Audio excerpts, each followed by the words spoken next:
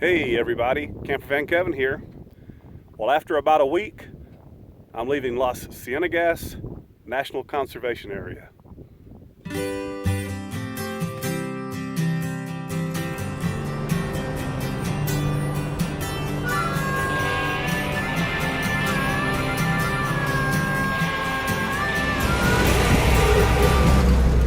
Now, 50, 100 years ago,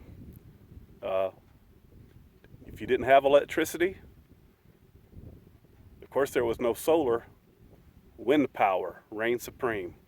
And if you've seen my last two videos, I've been talking a little bit about the Air Motor Chicago windmills just spread all throughout this country, about how my daddy had one and we had one on the farm. I've got one that's intact and working. I want to show it to you right quick before I go. This is Empire Ranch, and this is on the way to where I was camped at. This BLM is on the corner of 82 and 83 basically. But here's the windmill here and the water tower. Let's see if we can get up closer and take a better look. I'm just fascinated seeing one working.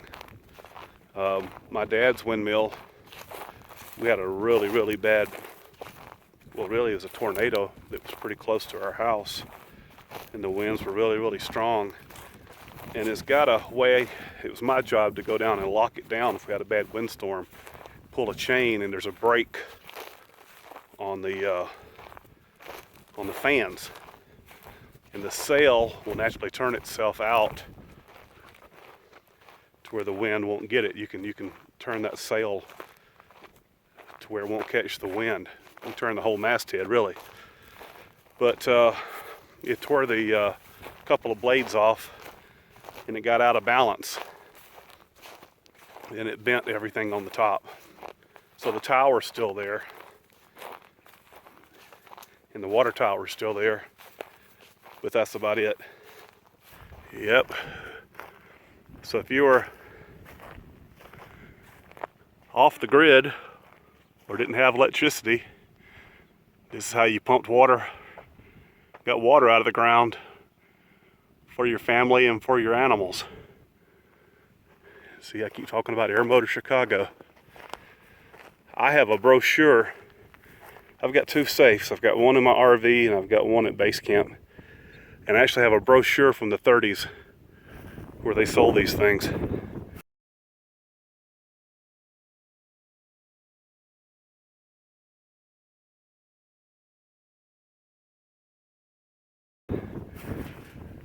I'm just fascinated. Boy, I bet if I had these fins, I could take them home and rebuild my daddy's. Oh, wow. No telling what these fins would be worth to the right person, like me. I've never seen them apart like this. Ow, thorns. I've seen one or two pieces laying out in the yard. There you go. So as that turns, it drives a piston up and down in the well. The piston picks up the water, puts it over in the water tower. It's like a Petticoat Junction water tower, doesn't it? It collects, it builds up, and that's how everything gets watered. I just imagine my daddy's being taller.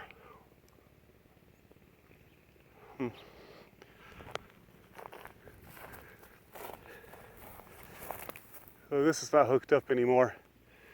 There's nothing connecting. Nothing connecting. So looks like they put in regular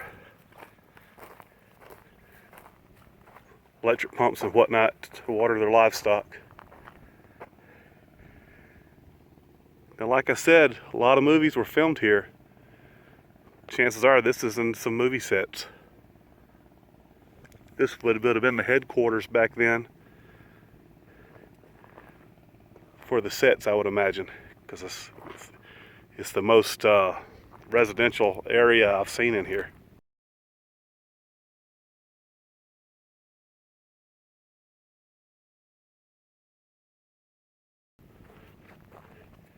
Hey, look. There's Hoss. Hey, Hoss, wave at him.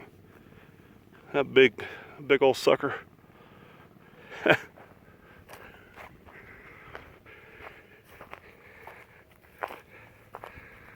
Bonanza.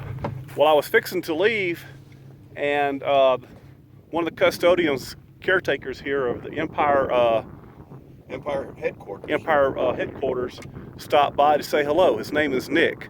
Let me introduce you to him. Here's Mr. Nick. Thank you, sir. Oh, you're more than welcome. You're more than welcome. I was asking him about the bathhouses, and not bathhouses, but pit toilets. I said, how many pit toilets are here?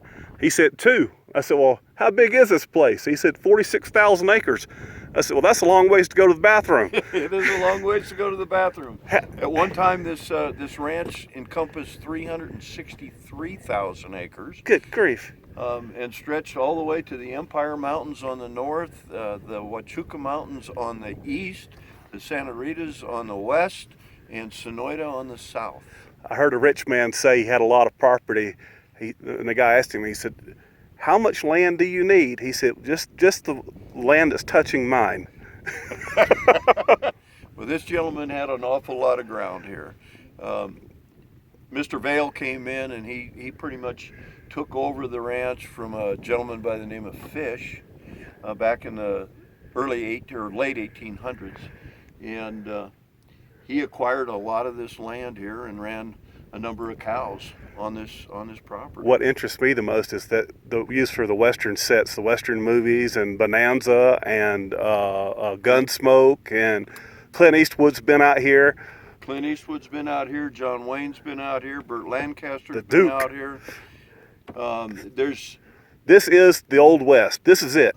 Absolutely, absolutely, and that's why we're so blessed to be here. You're not kidding.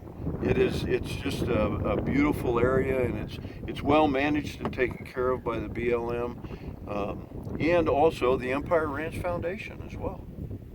You know, most of the people that follow me, of course, are RVers and campers. What kind of use do you have? What? There's a lot of parking for RVs, and you can just about park anywhere off the side of the road when there's a spot. As long as it's a designated area. The area has been designated by the Bureau of Land Management. Okay. There's a lot of pull-off areas, but there are specific areas like the airstrip, which is north of the headquarters. That's where I met you a few hours ago. A few hours ago, that's correct. And then south is Cienegas, and that's a little more wooded area with individual sites where the airstrip, and aptly named because that was an airstrip for the Boyce family when they ran the ranch here. But you can certainly camp out there. You can camp up Oak Tree Canyon, which borders Highway 83 on the west.